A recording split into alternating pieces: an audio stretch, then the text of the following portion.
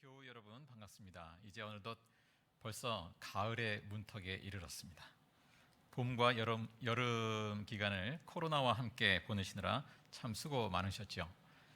기왕에 이 코로나를 계기로 우리가 교회당만이 아니라 각 가정에서 또 삶의 자리, 그 각 현장에서 예배의 자리가 될 수 있기를 간절히 바랍니다. 이래저래 우리가 이제 움직이기보다는 머물게 되는 시간이 많아진 것 같습니다. 건강에 유의하시면서도 가을에는 좀 더 말씀과 기도로 또 더욱 하나님의 은혜를 누리게 되기를 소망합니다. 교우 서로 간에 또 이렇게 떨어져 있는 기간이 길어졌는데요. 서로를 좀 더 또 살펴주시면 좋겠고, 또 말씀을 또 우리가 말씀 묵상집을 통해서 공유하고 있는데 함께 묵상하면서 서로를 위해서 또 기도하는 시간도 매일 조금씩 가져주시기를 부탁드리고 싶습니다. 자, 이어서 오늘 우리에게 주시는 하나님의 말씀을 봉독하겠습니다. 에베소서 2장 8절에서 9절의 말씀을 함께 읽겠습니다.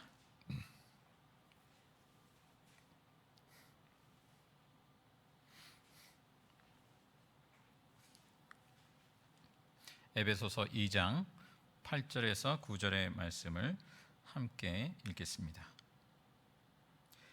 여러분은 믿음을 통하여 은혜로 구원을 얻었습니다. 이것은 여러분에게 난 것이 아니요 하나님의 선물입니다. 행위에서 난 것이 아닙니다. 그러므로 아무도 자랑할 수 없습니다. 아멘. 오늘 나눌 말씀은 7문장으로 읽는 신약 4번째 주제 은혜입니다. 사람들이 종종 하는 말 중에 사람이 은혜를 알아야지 라는 말을 종종 하곤 하죠.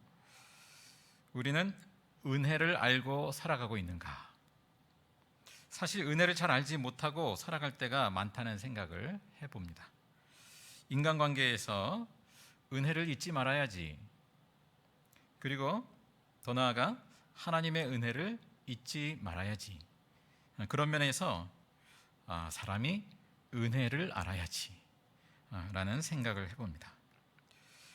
자, 우리는 이렇게 여길지도 모르겠습니다.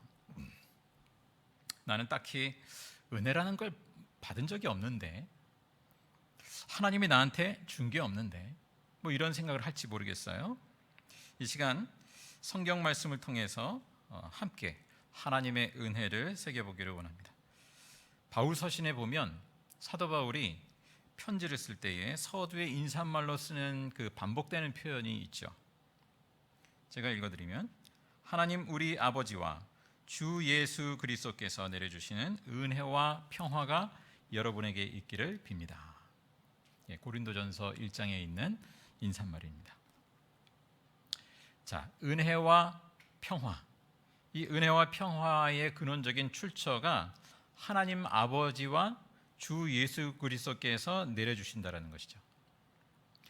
은혜와 평화를 간단히 구분해서 이해해 본다면, 본래 유대인의 그 대표적인 인사말이 이 평화죠. 샬롬. 모든 관계가 회복된 상태죠. 단지 어떤 다툼이나 전쟁이 없는 소극적인 의미에서의 평화가 아니라 이 적극적인 의미에서의 평화라고 하겠습니다.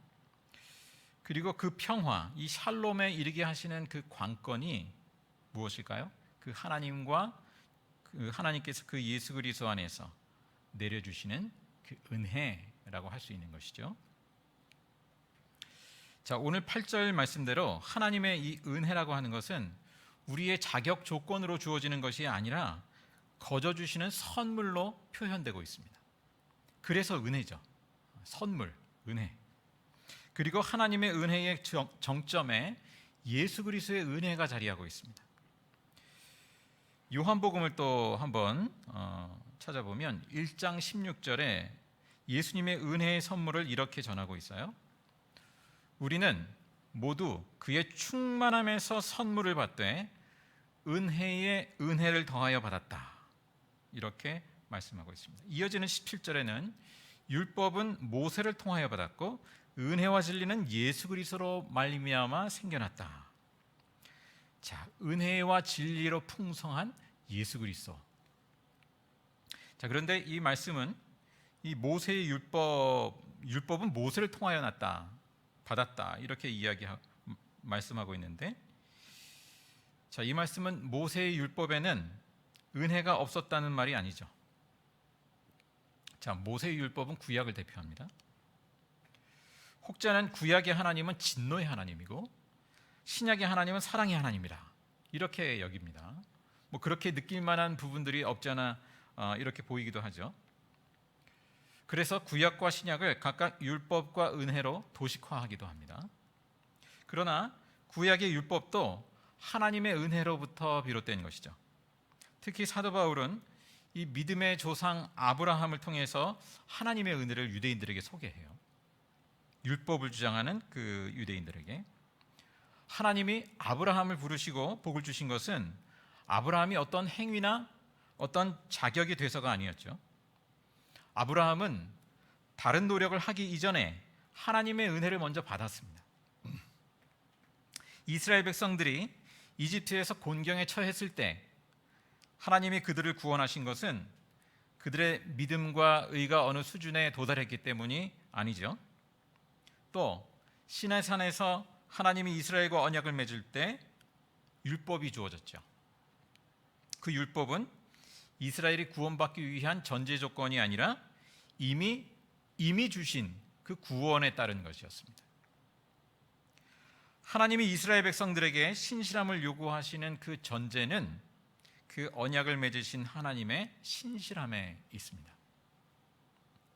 하나님의 은혜가 먼저 주어졌고 그 다음에 언약을 맺은 관계 속에서 율법의 순종이 뒤따르게 하셨습니다. 자, 신약 성경은 어떻습니까? 구약의 그 하나님이 예언자들을 통해서 미리 약속하신 복음은 바로 예수 그리스도의 은혜였습니다. 예수님은 은혜를 그의 삶을 통해서 보여주셨죠. 단적으로 예수님은 이렇게 말씀하시지 않습니까? 나는 의인을 부르러 온 것이 아니라 죄인을 부르러 왔다. 도덕적으로 비난받는 그 세리와 죄인들, 그들과 함께 하시죠. 그들에게 찾아가시죠. 그들이 사랑받을 자격을 갖춰서가 아니라 예수님은 은혜로 그들을 품으십니다. 지난주에도 잠시 나눴던 탕자의 비유처럼 탕자를 기꺼이 환대하는 그 하나님 아버지의 은혜가 탕자를 받아들입니다. 이처럼 예수님은 비유를 통해서도 그 하나님의 은혜를 전하셨어요. 자, 사도행전으로 넘어가 보면 사도들도 은혜의 복음을 전하였다 이런 기록들이 있습니다.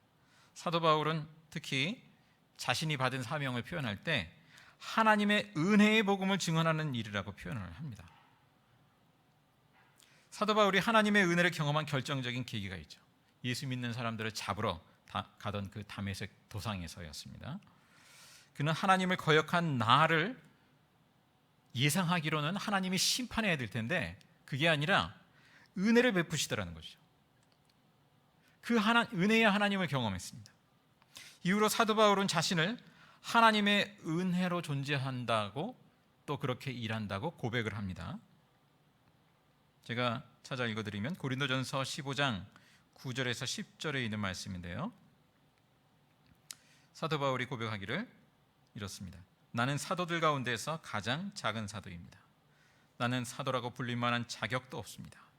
그것은 내가 하나님의 교회를 박해했기 때문입니다. 그러나 나는 하나님의 은혜로 오늘의 내가 되었습니다. 나에게 베풀어 주신 하나님의 은혜는 헛되지 않았습니다. 나는 사도들 가운데 그 어느 누구보다도 더 열심히 일하였습니다. 그러나 이렇게 한 것은 내가 아니라 나와 함께 하신 하나님의 은혜입니다. 자, 이렇게 사도 바울은 하나님의 은혜에 붙잡힙니다. 그리고 다른 건 몰라도 이 은혜의 복음이 훼손되는 것에 대해서는 분명하게 대응을 하죠. 당시 사도 바울이 이방인 선교를 할 때 중요한 이슈로 부각된 것들이 있죠. 그 대표적인 것이 하나님의 은혜를 받기 위한 전제 조건으로, 하나님의 백성 되기 위한 전제 조건으로 이방인들도 할례와 그 음식 규정 등의 그 율법을 지켜야 한다. 이런 유대인들의 주장이었습니다. 사도 바울은 이러한 율법의 행위를 주장하는 것에 분명하게 반대하죠. 사도 바울은 유대인들이 믿는 그 구약 성경을 통해서 하나님의 은혜의 논리를 제시합니다. 자, 구약에서 이스라엘 백성이 할례나 율법이 주어지기 전에 하나님의 은혜로 부름받았듯이 이방인들도 하나님의 은혜로 부름받았다라는 것입니다. 하나님의 은혜의 복음은 구약 성경에서 이미 그렇게 전해진 것이죠. 구약 성경에서부터. 자, 그러나 하나님의 은혜에 대해서 사람들은 의문을 갖기도 하죠. 우리 안에서도 그런 의문이 또 생길 때도 있습니다. 야, 은혜로우신 하나님이 구약에 왜 이렇게 징계하고 심판하시는 장면이 나타나는가? 계명에 순종하지 않고 또 우상 숭배하고 또 죄악을 범할 때 징계하지 않습니까? 구약의 하나님은 두려운 하나님이다. 뭐 그런 인상을 또 받기도 하죠. 그러나 하나님의 은혜 안에는 하나님의 정의가 있습니다. 성경은 우리에게 죄를 무겁게 인식하게 합니다. 죄는 그에 상응하는 그 죄의 대가를 치르자면 참으로 무거운 것이구나. 자, 하나님의 은혜는 죄를 대수롭지 않은 것처럼 취급하는 것을 의미하는 것은 아니죠. 하나님은 은혜의 잔치를 베푸시지만 어떻습니까? 이 죄라고 하는 것이 하나님의 은혜를 보지 못하게 하고 또 누리지 못하게 합니다. 자, 죄에 대한 이 하나님의 그 정의로운 심판이 필요하죠. 자, 그런데 이 하나님의 정의와 또 하나님의 자비라고 하는 것과 이 하나님의 은혜를 한번 구분해서 우리가 이해해 보자면 어떻습니까? 하나님의 정의는 죄에 대하여서 징계하죠. 그것은 마땅한 것입니다. 사실 할 말이 없어요. 근데 이로 말하면 우리는 다 심판받아 죽을 목숨이죠. 그러나 그것은 죄에 대한 정의로 말하면, 하나님의 정의로 말하면 마땅한 것입니다. 자, 그런데 하나님의 자비는 어떻습니까? 하나님의 자비는 죄를 묻지 않아요. 나도 너를 정죄하지 않는다. 예수님 말씀처럼 정죄하지 않습니다. 심판을 미연했죠. 그러면 하나님의 은혜는 어떻습니까? 하나님의 은혜, 우리의 죄를 용서할 뿐만 아니라 탕자의 비유처럼 단지 종이 아니라 영원한 하나님의 자녀로 삼으신다라는 사실이죠. 자, 하나님의 은혜는 이렇게 구약 성경에 나타난 하나님의 정의와 자비보다 포괄적입니다. 며칠 전 그 아침 묵상 본문 그 레위기 26장 44절에 보면 이런 대목이 있죠. 그 죄로 인해서 이스라엘 백성이 이제 땅을 잃고 포로 생활을 하게 되는 그 상황을 이야기합니다. 하나님의 말씀에 불순종하고 그 죄악이 누적된 가운데 결국 이제 바벨론 포로로 끌려가고 흩어지고 이러지 않습니까? 그럴 때라도 하나님은 절대로 그들을 버리지도 미워하지도 멸망시키지도 또 그들과 맺은 언약을 깨뜨리지도 않겠다라는 말씀을 담고 있습니다.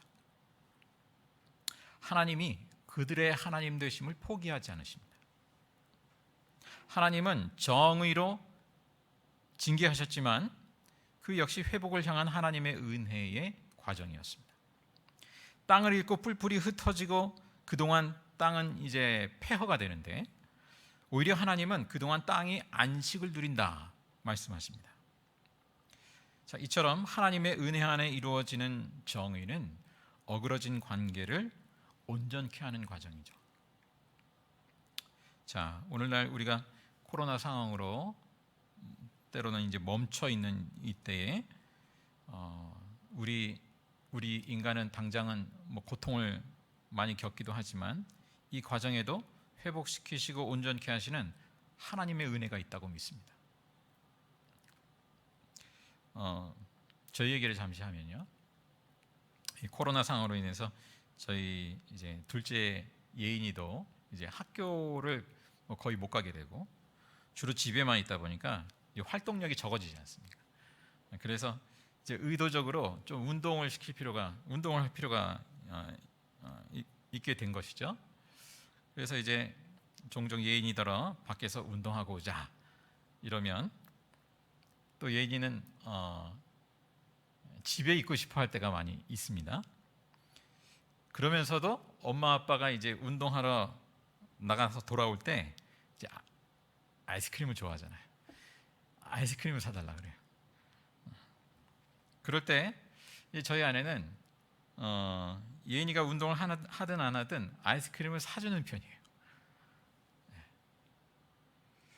저는 어떻게 합니까? 저는 이제 미리 사주기보다 밖에서 운동하고 나서 아이스크림을 직접 사 먹도록 해라. 그렇게 얘기합니다. 여러분 어느 쪽이 은혜입니까? 뭐 이 시간 질문 드릴 분이 우리 정정희 집사님과 전도사님과 허혁 집사님 여기 계시는데 어느 쪽이 은혜인 것 같습니까? 네? 예. 뭐 운동을 하든 안 하든 먼저 아이스크림을 원하는 대로 사주는 거, 그게 은혜 아닐까? 그럴 법하죠. 네. 근데 이제 한편으로 생각해 보면 어느 쪽이든 뭐 운동을 하든 안 하든 아이스크림을 주는 쪽이든 아니면 운동을 하게 하고 아이스크림을 사 먹게 하든 쪽이든 둘 다 은혜가 아닌가 그런 생각을 해봐요. 어느 쪽이 됐든 부모의 사랑과 은혜는 전제되어 있는 것이죠. 그리고 예비되어 있는 것이죠. 그렇지 않습니까? 자, 마찬가지로 이 하나님의 은혜는 이미 주어졌어요. 여태까지 주어졌어요. 또 예비되어 있습니다. 우리가 사실 매일 호흡하고 먹고 마시고 서로 함께 살아가는 것 자체가 하나님의 은혜로 이루어지는 일상의 삶들이죠. 사실 알고 보면 우리는 하나님의 은혜 속에서 살아가고 있다라고 할 수 있을 것입니다. 자, 이런 차원을 넘어서 또 하나님은 예수 그리스도 안에서 누리는 그 하나님 나라의 은혜를 예비하셨습니다. 우리가 그 하나님 나라에 그 시선을 두게 하시고 하나님께서는 우리로 하여금 인도하시죠. 주목해 바라보게 하시죠. 하나님이 우리에게 또 어떤 순종을 요구할 때 그것은 은혜를 예비하셨기 때문입니다. 하나님 나라에 더 참여하면서 그 풍성한 은혜를 누리게 하기 위함인 것이죠. 하나님의 은혜는 우리의 순종보다 앞서서 예비되어 있습니다. 자, 또 많은 분들이 교회 안팎으로 이런 생각을 많이 하면서 살아가곤 하는 것 같아요. 뭐냐 하면 그저 선한 마음을 갖고 바르게 살려고 애쓰면 되지 않겠는가? 나는 그렇게 살려고 한다. 그러면 하나님이 받아주시지 않겠나? 이런 마음들을 많이 표현하시는 것 같아요. 자주 듣습니다. 자, 선한 마음을 갖고 바르게 살고자 하는 마음 좋죠. 그러나 이것은 하나님의 은혜가 아니라 자기의 선함을 의지하는 태도라고 할 수 있습니다. 그죠? 오히려 하나님 앞에 우리가 가질 태도는 무엇일까? 그것을 생각해 봅니다. 주님, 저의 마음과 행위로는 주님 앞에 내세울 것이 없습니다. 자랑할 것이 없습니다. 구원받을 길이 없습니다. 오직 하나님의 은혜로만 나를 구원하실 수 있습니다. 주의 은혜가 아니면 우리는 하루도 살 수 없는 존재임을 고백하는 것이죠. 자, 오늘 본문 말씀대로 하나님의 구원은 우리의 행위와 공로로 얻은 것이 아니라 하나님의 선물이다. 아무도 하나님의 구원을 자기의 행실로 얻은 것인 양 자랑할 수 없다라는 사실입니다. 자, 서두의 말을 다시 떠올려 봅니다. 사람이 은혜를 알아야지. 자, 우리는 은혜를 알아가고 있습니까? 무엇보다 하나님의 은혜, 예수 그리스도의 은혜를 알아가고 있습니까?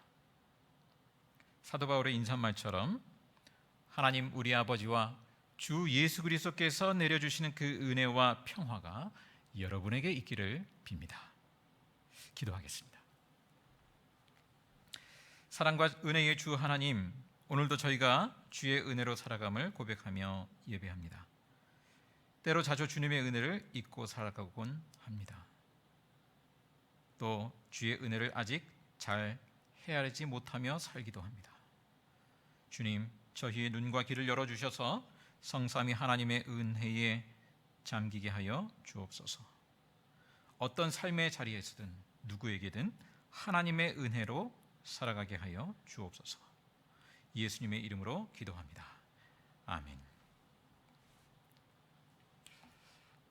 오늘 말씀에 이은 찬양은 오직 예수뿐이네 라는 곡입니다. 대부분 이 곡을 잘 모르실 텐데요, 그 마커스라는 찬양팀의 그 찬양으로 들으면서 함께 마음으로 찬양하고자 합니다. 자, 하실 수 있는 분은 가사를 보시고 찬양을 같이 하셔도 좋겠습니다. 잘 모르시겠으면 그냥 그 찬양을 마음을 같이 해서 들으시는 것으로 대신하겠습니다. 찬양 후에 주님 가르치신 기도로 예배를 마치겠습니다.